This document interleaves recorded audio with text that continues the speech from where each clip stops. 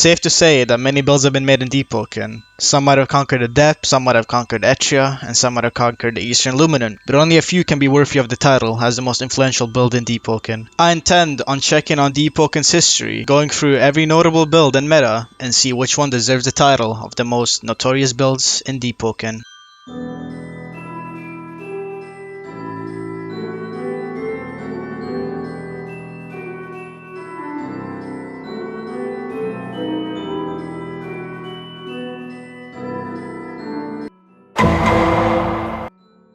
You just cannot make a Deepwoken build history video without mentioning one of the earliest metamancing builds of verse 2. This is of course the Rapier Ice Arc Suit with Flame Wisp.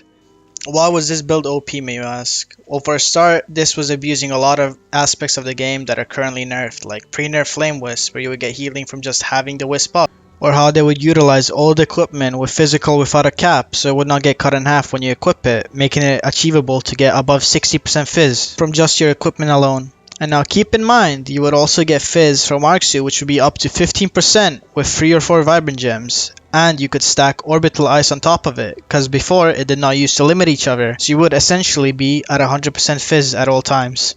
So now that you heard all that, you may think, well, why is the Rapier so important? Well, let me tell you, back in the day, the critical of Rapier, which is a multi-hit, would proc Metal Enchant every single time, taking a bar of armor every crit you hit, which would be confirmed by stuff like Dazing Ice Eruption.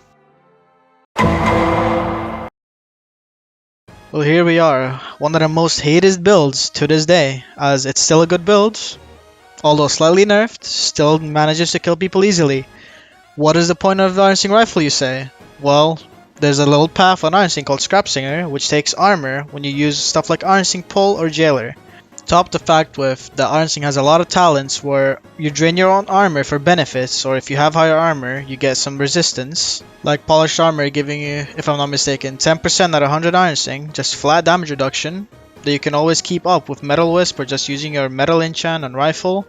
Even using stuff like Iron Sing Pull restores some, just makes it for insane high damaging outputs with insane tankiness. But enough of me yapping, I'm gonna let my friend Nyari, who's been playing this build for, I would say, 6, 7, 8 months consistently, explain how the build works. Iron Sing Rifle was a build that was strong even compared to the other strongest builds of its time. It had crazy sustain with talents like Polished Armor, Iron Singer's Instinct, and its ability to run Return to the Dark Ages with minimal drawback, allowing it to become one of the best defensive walls and stall builds in the comp community at the time. Not to mention the Chime win rate it had due to Jailer, Lord Slice, zone damage alone. There was only one build that was better at zone cheesing than Iron Sing Rifle.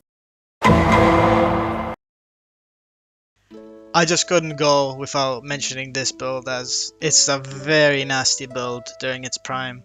Basically what it revolves around is having Stormbreaker Anklets, Iron Sing Jailer, and Contractor to have every way to immobilize you, to lock you into the storm so you can die from storm damage and avoid fighting anyone in a normal fashion, which would be like parry trading. I'm gonna be honest, there's not much else to this build except that it utilizes bombs and storm cheesing. Maybe Stormbreaker Anklet, stealing true damage, so you could go 0 investment and do decent damage when they're like stun locked. But other than that, it's kinda the same as Iron Sing Rifle with tankiness, armor drain, storm damage, and yeah. I am going to end the video here. I know, shorter type of video, but I'm just testing new things out. I'm kinda tired of making builds. I want to see what you guys enjoy. If you want me to make this a multi-part series, like, sub, and comment, obviously. And yeah, that's it.